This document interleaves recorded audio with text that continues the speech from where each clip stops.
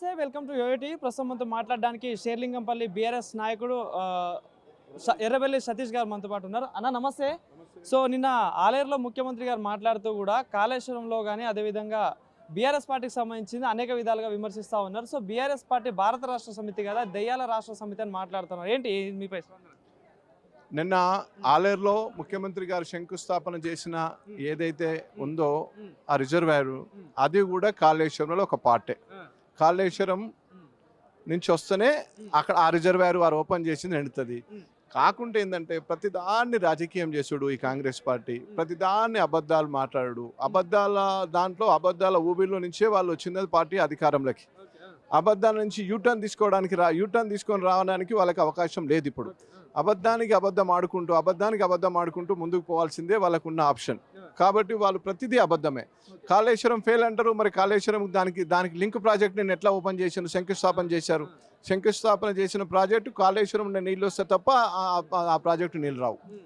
కాబట్టి వీళ్ళు ప్రతిదీ అబద్ధం అనేది వాళ్ళ గ్లోబల్ ప్రచారం. అబద్ధానికి అమ్మ నాన్న ఎవరన్నా ఉంటారంటే కాంగ్రెస్ పార్టీ నాయకులు, కాంగ్రెస్ పార్టీ లీడర్లు, కాంగ్రెస్ పార్టీ కార్యకర్తలు మాత్రమే ఉంటారు. కాళేశ్వరంలో 1,00,000 కోట్ల అవినీతి జరిగిందని ప్రధానంగా ఆరోపిస్తా ఉన్నారు. ఏం చెప్తారు?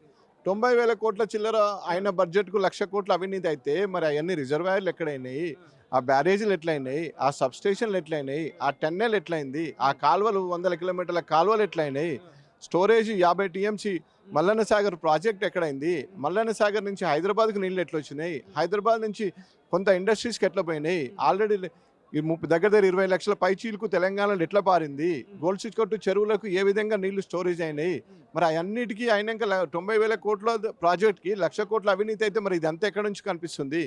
ఖాళీ 2 పిల్లర్లు కుంగిపోయినంత మాత్రం ఆ పిల్లర్ రిపేర్ చేసుకుంటారు, కానీ దానికి కమిషన్ వేసి టైంపాస్ చేసి గవర్నమెంట్ కావాలని ఏదో బట్టగాల్చి మీద వేయడం తప్ప ఏం లేదు. ఇంతసేపు మన మాజీ మంత్రి హరీష్ రావు గారు క్లియర్గా క్లుప్తంగా మన స్కూల్లో పిల్లలకు పాఠాలు ఎట్లా చెప్తారో ఆ విధంగా చెప్పినారు. మనం చూసినాం. ప్రతిదీ ఆడ కళ్ళకు కనిపించినట్టు కనిపిస్తుంది. మీరు కావాలంటే కాళేశ్వరం, మేటిగడ్డ, సుందిల్లా, అన్నారం, ప్రతి ప్రాజెక్టు, మల్లన్న సాగరు, రిజర్వాయరు, ప్రతి దగ్గరలో ఎక్కడైతే వాగులు ఉన్నాయో, ఎక్కడైతే స్టోరేజ్లు ఉన్నాయో ప్రతి దగ్గర మీరు ఆడ ప్రజలు ఉంటారు.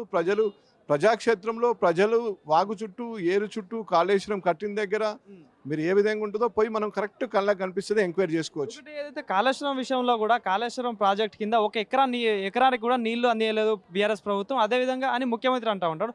ఒక పక్క ఉత్తమ్ కుమార్ రెడ్డి 50 లక్షల ఎకరాలకు నీళ్లు పారించడం చెప్పేసి అంటా ఉన్నారు. ఎట్లా చూడొచ్చు? ఇద్దరు వాళ్ళు ప్రతి వాడు ప్రిపేర్ కాకుండా మాట్లాడతారు. వాళ్ళు ప్రతిదీ ఉత్తమ్ కుమార్ రెడ్డి గారికి ప్రిపేర్ అనేది ఆయన బ్రాండ్ అంబాసిడర్ కాబట్టి ఆయన ప్రిపేర్ కాకుండా మాట్లాడుతారు. సాక్షాత్తు అసెంబ్లీలో చెప్పినారు, సాక్షాత్తు నిన్న కూడా వేరే దగ్గర ఒక మీటింగ్ లేదో చెప్పినారు, నేను ఇంకా ప్రిపేర్ కాలేదు అంటారు.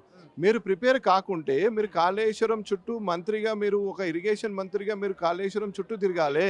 కాళేశ్వరం దాని అద్భుతం వల్లనే కదా సూర్యాపేటకు, కోదాడకు, మహబూబాద్కు ప్రతి దగ్గరికి SRSP 2 స్టేజ్ 2లో వాటర్ వచ్చింది. ఆకేరు వాగన్ ఉంటుంది మహబూబాద్లో, అది ఎండిపోయి ఉండేది. అది 20 ఫీట్ల పైచీలకు నీళ్లు ప్రతి ఎండాకాలంలో మేల కూడా వచ్చినాయి మొన్నటి వరకు. కాళేశ్వరం రేఖ ముందుకు ఆడ పరిస్థితి ఏముండే? కాళేశ్వరం రేఖ ముందు ఆకేరు వాగులో ఆ వాగు మొత్తం ఎండిపోయేది. ఎక్కడన్నా మూలకు ఒక జానడో బెస్సడో నీళ్ళు ఆగి ఉంటే ఆడ వచ్చి పశువులు నీళ్ళు తాగేది. దాని పక్క చెల్మ తీసుకొని మనిషి కూడా ఆకుతోటి తాగితే మురుకులు అయితే అని చెప్పి పడుకొని మృతి పెట్టి తాగిన రోజున్నాయి. తెలంగాణలో ప్రతిదీ కావాలంటే గూగుల్ సాక్ష్యం ఉంది. గూగుల్ చిత్రం తీసుకోవచ్చు. 2014 ముందుకు అక్కడ ఏముంది, 2014 19 తర్వాత 20 తర్వాత కాళేశ్వరం వచ్చిన తర్వాత ఏముంది, ప్రతిదీ గూగుల్ చరిత్రలో హిస్టరీలో దొరుకుతుంది. ఈ అబద్ధాలు స్వయాన ముఖ్యమంత్రి అంటా ఉన్నాడు కాళేశ్వరం ప్రాజెక్ట్ వల్ల 1 ఎకరాకి నీళ్లు కూడా అందలేదని చెప్పేసి అంటా ఉన్నారు. వాళ్ళు స్వయాన ముఖ్యమంత్రి గారు అధికారం వచ్చిందే అబద్ధాలతోటి. అబద్ధాలు చెప్పి పల్లెల్లో ప్రజలను నమ్మించి, ప్రజలు నమ్మేటట్టు చేసి, గ్లోబల్ ప్రచారం చేసి కాళేశ్వరం కుంగిపోయిందని. యాక్ట్ ఆఫ్ గాడ్లో కాళేశ్వరం 2 పిల్లర్లు క్రాక్ వచ్చినాయి. వస్తే ఏమవుతుంది? రిపేర్ చేసుకోవాలి. మొత్తం 1,00,000 కోట్ల ప్రాజెక్టు, 10,000 సంఖ్యలో సబ్ స్టేషన్లు, 10,000 సంఖ్యలో బ్యారేజ్లు, 100 సంఖ్యలో పిల్లర్లు, 100 కిలోమీటర్ల కాలువలు, 100 కిలోమీటర్ల టన్నెళ్ళు, 1,500 కిలోమీటర్ల పైకి లిఫ్టే రివర్ అనే ఇరిగేషన్. అది ఆ కాళేశ్వరాన్ని అక్కడ కళ్ళకి కనిపిస్తున్నాయి. అక్కడ మీరు పోతే 70-80 ఏళ్ళ వయసున్న పెద్ద మనుషులు ఉంటారు ఆ ప్రాజెక్ట్ దగ్గరలో. వాళ్ళకి ఏం తెలియదు, అభం శుభం తెలియదు. కమిషన్ వాళ్ళ దగ్గరికి పోయి కూడా స్టేట్మెంట్ తీసుకోవాలి. తప్పు చేయనప్పుడు విచారణకు హాజరు కావచ్చు. ఎందుకు ఒక్క నోటీస్కి ఇంత ఆగమైతా ఉన్నారు బీఆర్ఎస్ నాయకులు అంటూ ప్రధానంగా రేవంత్ రెడ్డి ఆరోపిస్తున్నారు. ఆగం కావట్లేదు. 100% కమిషన్ దగ్గర పోతాం.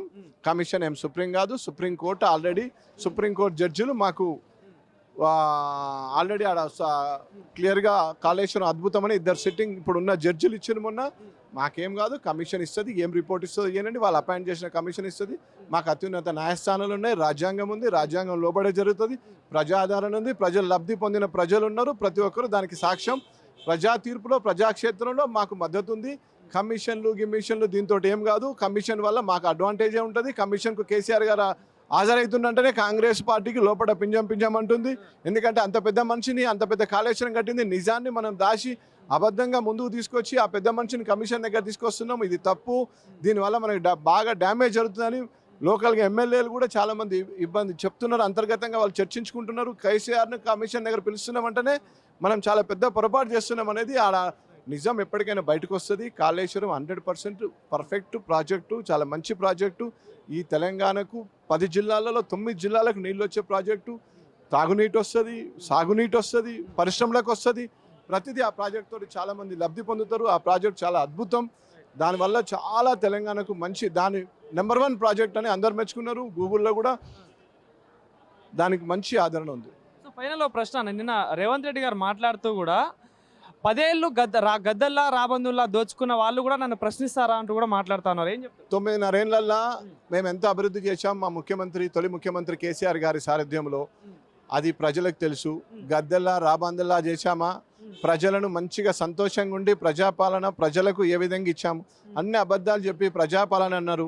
ఇప్పటి వరకు ప్రజాపాలన ఏ ప్రజలు సంతోషంగా ఉన్నారో మీరు అడగండి. వాళ్ళు విమానాలు తిరుగుతారు, హెలికాప్టర్లు తిరుగుతారు, ప్రజాక్షేత్రంలో నడుచుకుంటూ తిరగమనండి. ప్రజలు వాళ్ళకి తగిన గుణపాఠం చెప్తందుకు రెడీ ఉన్నారు. ప్రజాక్షేత్రంలో వాళ్ళు చెప్పేటి అన్ని అబద్ధాలతోటి అధికారంకి వచ్చింది ఈ కాంగ్రెస్ ప్రభుత్వం. నిజం అనేది లేదు. కాళేశ్వరం మీద కమిషన్ కూడా నిజం అనేది లేదు. అన్ని అబద్ధాల కమిషన్. ఇది అబద్ధాల కమిషన్. మీరు అంత పెద్ద ప్రాజెక్ట్ను ప్రపంచంలోనే లిఫ్ట్ ఇరిగేషన్ ప్రాజెక్ట్, అదే నెంబర్ 1 ఇరిగేషన్. మీరు గూగుల్లో కొట్టినా వస్తుంది. దాని మీద కూడా అవాకులు చివాకులు అన్ని పెట్టి ప్రజలకు లబ్ధి చేకూరకుండా ఈ 18 నెలల్లో ఏమన్నా 18 మీటర్ల కాలువ దోవినరా, 18 ఫీట్ల బావి తీసినరా? మీరు ప్రజలకు ఏమైనా చేసినరా? రైతు బంధు అన్నారు, రైతు భరోసా అన్నారు.